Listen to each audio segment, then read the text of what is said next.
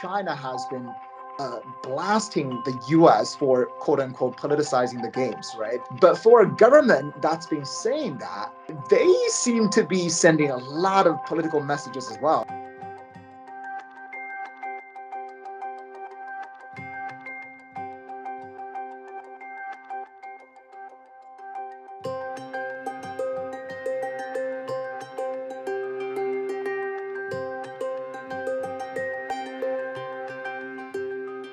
So just to be clear, I am actually outside the so-called closed loop. It's basically a series of bubbles, not just one huge bubble where everybody stays in for the games, but a series of bubbles that could be a competition venue, could be a media center, could be a hotel where participants stay.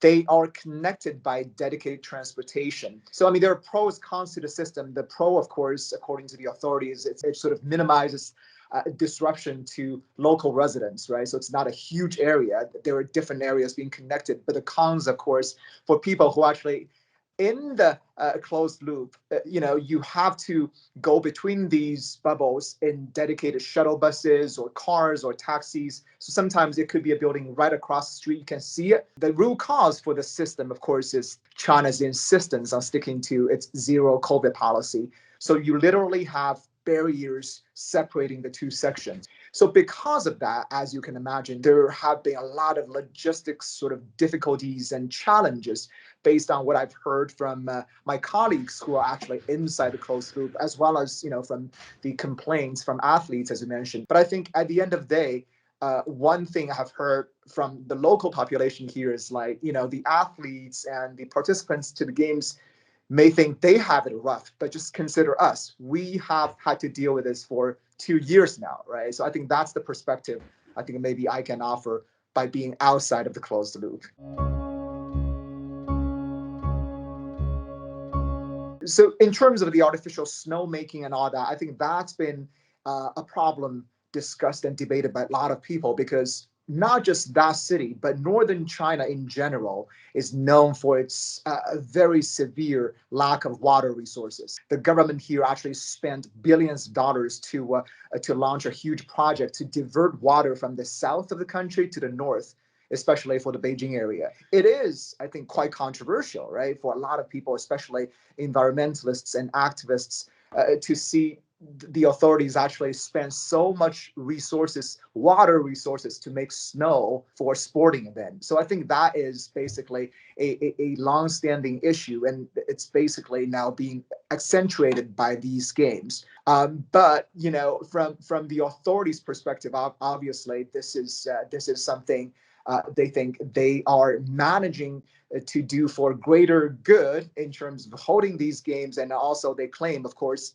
this is such a green Olympics from their perspective, right? In terms of energy generation, wind power, and all that. But at the end of the day, this is really a sign of all the contradictions here, right? On one hand, they're boasting this to be the most green games ever, but on the other hand, they are making artificial snow using so much water resources in an area sorely lacking water.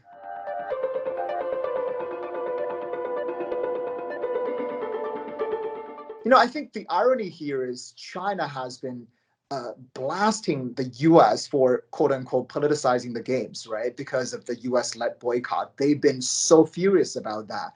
But for a government that's been saying that, they seem to be sending a lot of political messages as well, even during the opening ceremony, right? Not only they have that Uyghur torchbearer to light up the Olympic cauldron, on their state television, the announcers described Taiwan as China Taipei, right? Sort of basically implying China's sovereignty over the island. All sorts of things like that. Even, when you look at the guest list of Xi Jinping, right? Putin is the most important guest at a time when he may be launching a war, the US and NATO and all that. So I think a lot of these messages so politicized. I think from their point of view, a lot of this is fighting back.